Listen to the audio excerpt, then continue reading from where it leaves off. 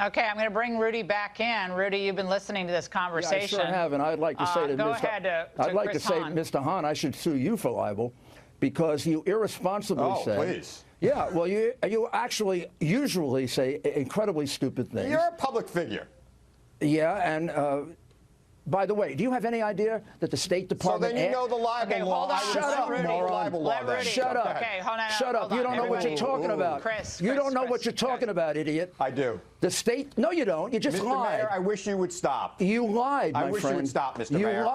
Well, why don't you tell him I wish you would stop. Why don't you tell him to keep his mouth shut so we can tell the truth? Yeah, Chris, okay? just let Rudy just keep your lying mouth shut. Respond. Okay, he said... Keep it on facts. He said to me... He said about me that I was asked by the State Department to go dig up political dirt on Trump's opponent.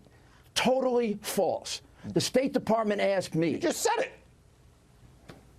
No, I didn't. You did, you liar. You did. Just let him finish, then you can respond. Turn him off so I can speak. Okay, I do not want to be interrupted. Let's just let Rudy speak, and then we can... From that serial liar. So, here's why I was asked by the State Department. It's all documented. They called me to facilitate a meeting between the president and Mr. Zelensky to help them do that. I met with the representative of Mr. Zelensky. We never discussed any kind of pressure about a criminal case. We never discussed any kind of quid pro quo or pressure. So I am more than willing to have anybody talk to the person that I talked to. Plus, everybody on the Ukraine side has said they weren't pressured, which they weren't. My conversation was to help the State Department facilitate a meeting. An Ambassador Volker called me. He asked me to do it. He set up the meeting, or helped me to set it up. I debriefed them 3 times in great detail about it. And if that incredibly irresponsible person thinks that I would ever do anything that's illegal or unethical, maybe I'm kind of just a simple little lawyer, and I'm not very good at criminal cases or criminal investigation. But I sure as heck know how to protect myself and my client. It was a perfectly appropriate, perfectly legitimate, and a completely authorized communication. And it's all documented. And once again, the Democrats just make false charges. And unfortunately, they've gotten used to it because the media enables them in doing that.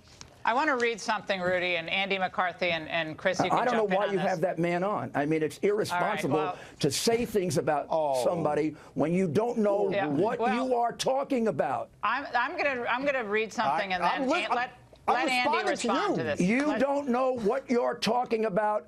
You don't have any idea what you're talking about. You just said. I did not say the State. You just said, Mr. Mayor. Okay, guys, you sure did. Read the transcript. I read the transcript. I know the transcript. I know why I was asked to do it. Of this show. And you make irresponsible claims against the president and Republicans all the time because you don't have integrity, my friend. Let's move on. Let's move on to this. I want to ask. This is a substantive point about the underlying Hunter Biden issue. And Andy McCarthy, I'd like you to chime in here. This is from the Washington Post tonight.